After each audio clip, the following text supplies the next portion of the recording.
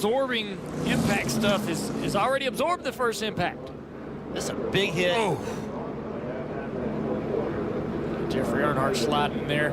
This one right here is not much better. No, this is the worst one because he's already got so much damage. Oh, look at that wall, how much that wall moves when he makes contact.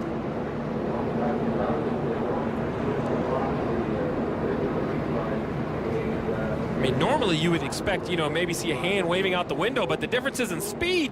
He had to be so far behind him on the backstretch, he probably couldn't even see the 31 when he was on the backstretch. Yeah, what these spotters will typically do is I mean, in a race like this with this type of situation, they would be extremely vocal with either hand signals or some sort of system to help each other understand who's coming to pit road and when.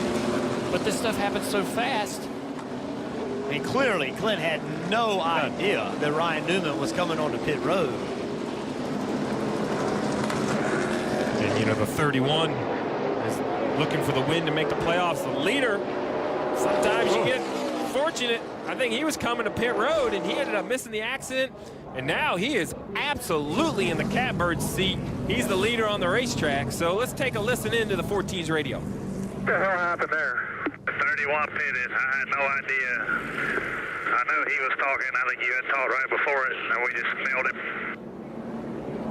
That was Brett Griffin, the spotter, saying he had no idea Newman was pitting. So Clint never got the message, but that doesn't mean Clint couldn't see him. You know what I mean? It's just, I just don't think Clint had any idea. No, he didn't. That Obviously the pace was that different. Well, I just said that the 42 on old tires running around the bottom from up here, I think he's pitting a couple laps. Like they're physically running so slow. I know it doesn't feel that way inside the race car, but I guess what I'm trying to say is the tires get so old that they really creep around the bottom, even making laps. You saw the 51 was up high. He thought, man, I'm going to go below the 51, I'm sure, and try to make a move on the 31. And the 31 just continued to decel. Let's see if Newman was waving down the back straightaway. There he is, yeah. Not a lot. I mean, you know, Clint, these guys can't see it. There's a car between Clinton and Newman.